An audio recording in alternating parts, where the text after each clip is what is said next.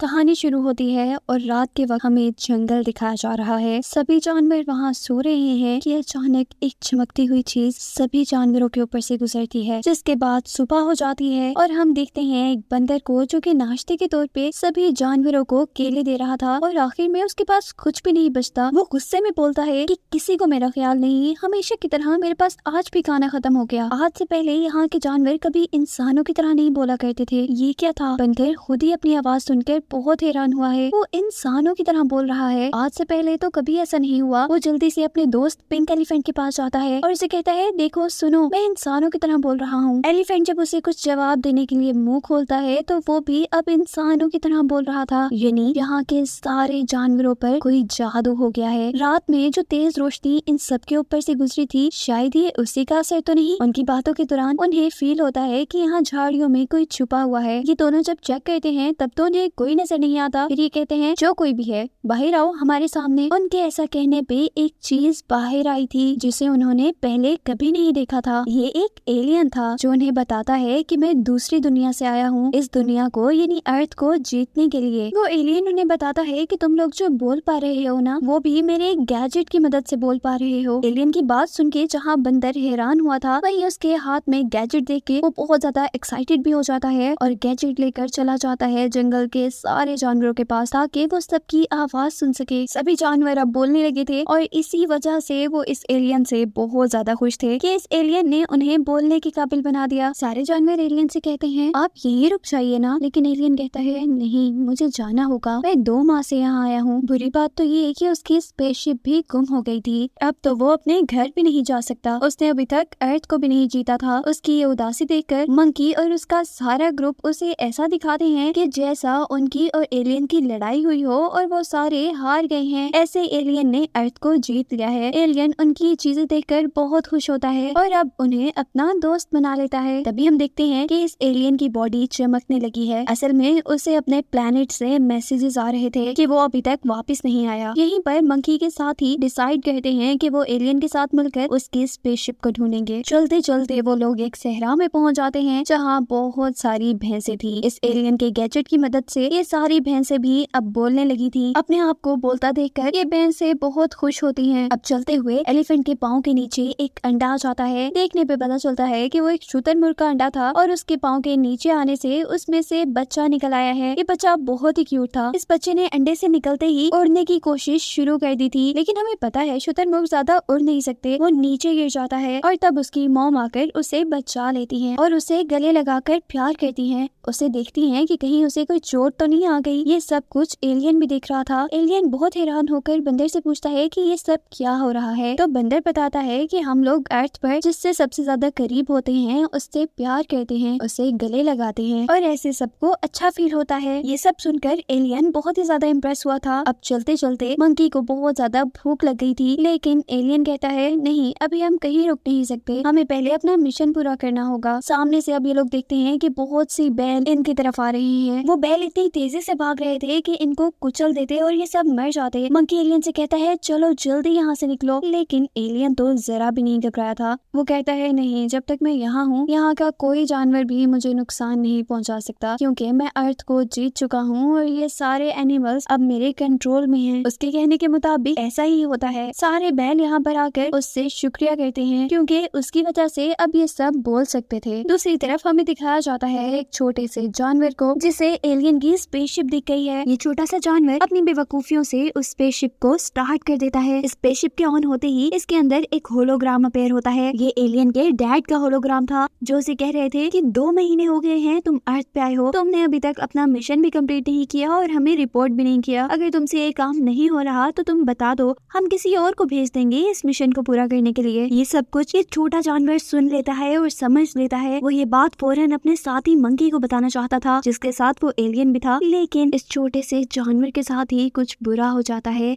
एक पत्थर से टकराने की वजह से वो एक दरख्त से ऐसा टकराता है कि उसके कांटे दरख्त में ही फंस जाते हैं और वो वहाँ से निकल नहीं पाता। दूसरी तरफ हमें दिखाया जाता है एलियन और उसके सारे साथियों को। एलियन अभी भी अपनी शिप को ढूंढना चाह रहा था, लेकिन उसके सारे साथी इतना थक गए थे कि वो सो गए। अब एलियन भी उदास होकर वही उनके करीब ही बैठ जाता है। उसे नींद नहीं आ रही थी। तब एलिफेंट अपनी सूंड के जरिए उसे अपने पास लेकर आता है। एलियन को भी अच्छा फील होता है ऐसे और वो सो जाता है। अब वो अपने ख्वाब में देख रहा है कि उसने अपना मिशन पूरा कर लिया है, वो इस अर्थ को जीत चुका है और अब इस अर्थ के सारे जानवर उसके अंडर हैं। उसके प्लेनेट वाले उसे शाबाशी दे रहे हैं, सब बिल्कुल अच्छा चल रहा है। लेकिन तभी वो देखता है कि उसके दोस्तों को भी उसके साथ के एलियन कैद कर रहे हैं। ये चीज उसे अच्छी नहीं लगती, वो एकदम से घबरा कर उठ जाता है। ये एलियन बहुत ज्यादा डर गया था। असल में इस एलियन को इन जानवरों से प्यार हो गया था। वो नहीं चाहता था कि उसके दोस्तों को कोई और एलियन नुकसान पहुंचाए। अब एलियन को लगता है कि अगर वो और ज्यादा देर इन एनिमल्स के साथ रहा तो जरूर इनकी जिंदगी खतरे में पड़ जाएगी, इसीलिए वो फैसला लेता है अकेले ही आगे बढ़ने का। यहाँ मंकी और उसके सारे साथियों की जब आंख खुलती है तो वो एलियन को अपने पास ही नहीं पाते और फिर ये फैसला करते हैं कि वो जैसे भी करके उस एलियन को ढूंढेंगे। इतने में वो छोटा सा जानवर भी किसी तरह दरख्त से उतरकर इनके पास पहुंच जाता है और इन्हें सारी बात बताता है कि कैसे से उसने स्पेसशिप के अंदर इस एलियन के डैड को देखा था जो उसे धमकी दे रहे थे। जबकि दूसरी तरफ अब हम एलियन को देखते हैं जिसे फाइनली अब अपनी स्पेसशिप मिल चुकी है। वो जल्दी से उसमें बैठकर उसका इमरजेंसी बटन ऑन कर देता है ताकि वो फौरन अपने प्लेनेट पर चला जाए। जबकि यहाँ पे हमें पता चला है कि ये एलियन का स्पेसशिप खराब हो गया है और उसे अपने घर वापस जाने के लिए एक बड़ा स्पेसशिप मंगवाना पड़ेगा। ये बड़ी स्पेसशिप जब जमीन पे आई है तो इसके अंदर से निकले हैं एलियन के डैड जो उसे पूछ रहे हैं कि क्या तुमने अर्थ को जीत लिया, क्या तुमने यहाँ के सारे एनिमल्स को अपने कंट्रोल में कर लिया। एलियन कहता है नहीं, मैं ऐसा कुछ नहीं कर पाया, मैं हार गया हूँ, इसीलिए तो मैं वापस अपने प्लेनेट पर आना चाह रहा था। मंकी और उसके सारे साथी भी छुपकर उन दोनों को देख रहे थे। वो हैरान होते हैं एलियन की इस बात पर कि एलियन अपने डैड से झूठ क्यों बोल रहा है। और यहाँ एलियन के डैड कहते हैं चलो कोई नहीं, तुम ये काम नहीं कर पाए तो मैं करूंगा, अब मैं आ गया हूँ ना यहाँ पर। लेकिन तभी घबरा कर एलियन कहता है नहीं नहीं, इस अर्थ पे ऐसा कुछ है ही नहीं जिसे जीता जाए। वो ऐसा इसलिए कर रहा था कि उसके सारे दोस्त सेफ रहें। और आखिर वो अपने डैड को इस बात पे भी मना लेता है कि वो अपनी स्पेसशिप को इस अर्थ से दूर ले जाए। वो अब अपनी स्पेसशिप के अंदर आया था जहाँ इसके साथ के और भी बहुत से साथी थे। ये सारे एलियन मिलकर उसका मजाक उड़ा रहे थे कि उसे एक मिशन दिया गया, उसने ये भी पूरा नहीं किया। उसके डैड भी इस चीज से गुस्सा थे और वो उसे सजा के तौर पे अब एक ऐसे प्लेनेट पर भेजने वाले हैं जो प्लेनेट बहुत ही ज्यादा खतरनाक है। वो कहते हैं कि तुम अर्थ को तो नहीं जीत पाए और अब मैं तुम्हें एक नए प्लेनेट पर भेज रहा हूँ, अगर तुम इसे भी ना जीत पाए तो फिर बस कभी हमारे प्लेनेट पे वापस ना आना। उसके इतना कहते ही यहाँ पर एलिफेंट और इसके सारे साथी आ जाते हैं